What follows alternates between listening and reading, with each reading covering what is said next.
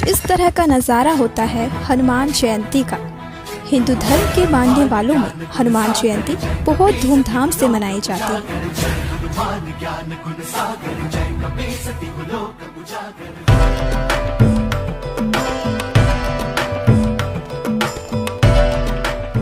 हनुमान जी जिन्होंने द्रोणागिरी पर्वत को अपने हाथों से उठा दिया, जिन्होंने अकेले ही रावण की लंका में जाकर तहलका मचा दिया, जिनका जीवन निस्वार्थ सेवा, त्याग, बलिदान, श्रद्धा का पर्याय बना, जिनको भगत समाज राम भगत के रूप में जानता है। कुछ इस कदर कि मात्र राम भगत कह देने से हनुमान जी का चित्र उनकी नज़रों के सामने घूम जाता है।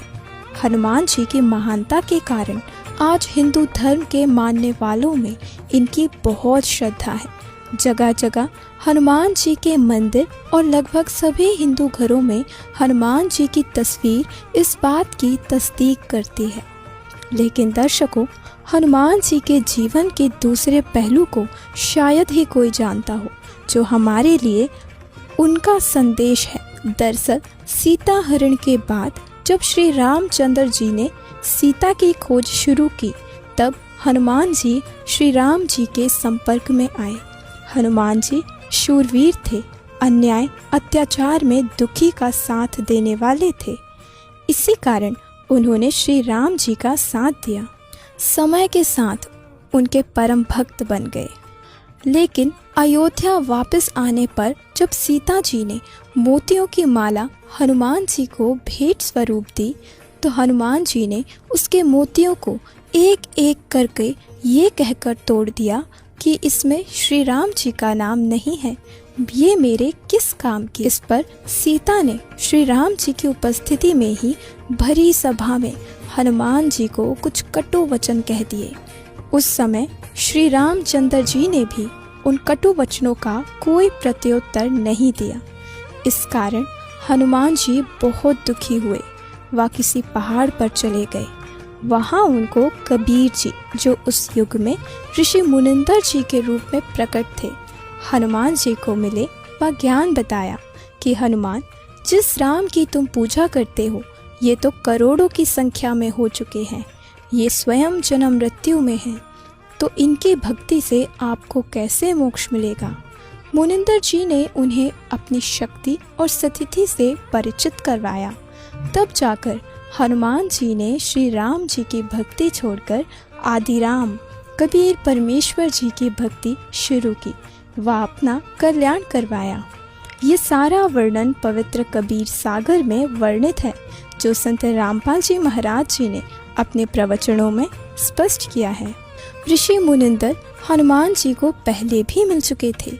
जब हनुमान सीता जी को ढूंढने के बाद उनका कंगन लेकर वापस श्री राम जी के पास आ रहे थे, लेकिन उस समय हनुमान जी बहुत उत्साह में थे।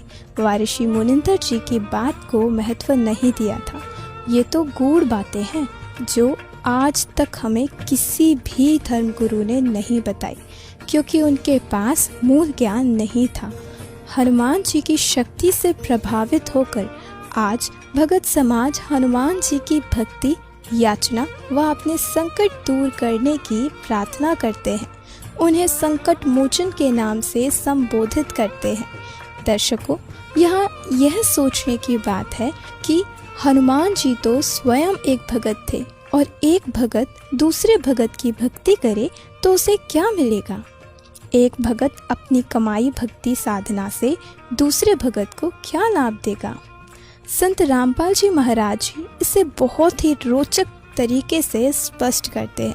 यह तो कुछ ऐसा है कि किसी एक के टायर से दूसरे के टायर में हवा भरनी, इससे तो दोनों गाड़ियों का काम खराब हो जाएगा। मतलब ये कि सभी को चाहिए कि परमात्मा की भक्ति कर अपनी अपनी राम नाम की हवा भरें। समझदार को संकेत पर्याप्त। क्या आप हनुमान जी के किसी भी निर्णय पर आपत्ति रखते हो? क्या हनुमान जी द्वारा किए गए किसी भी कार्य को आप गलत मानते हैं? यदि नहीं, तो फिर हनुमान जी ने दशरथ पुत्र श्री राम जी की भक्ति छोड़कर मुनिंदर ऋषि जी की शरण जाकर जिस आदिराम कबीर परमेश्वर जी की भक्ति की, इस बात पर भी आप ध्यान दें कि आखिर क्यों हनुमान जी ने ऐसा किया। आज हम परमात्मा की दया से पढ़े लिखे हैं, समझदार हैं, सद्ग्रंथ हमारे पास हैं। ज़रूरत है हम अपने विवेक का उपयोग कर अपने भक्ति मार्ग को स्वीकार करें, ना कि परंपरागत देखा देखी।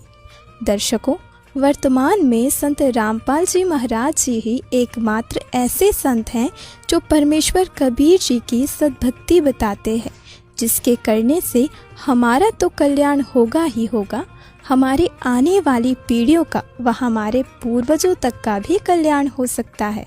तो देर ना करें, आज से ही संत रामपाल जी महाराज जी के मंगलमय प्रवचन सुनकर व उनके द्वारा लिखित सर्वधर्म ग्रंथों पर आधारित पुस्तकों को पढ़कर उनसे निःशुल्क नाम दीक्षा ग्रहण करें।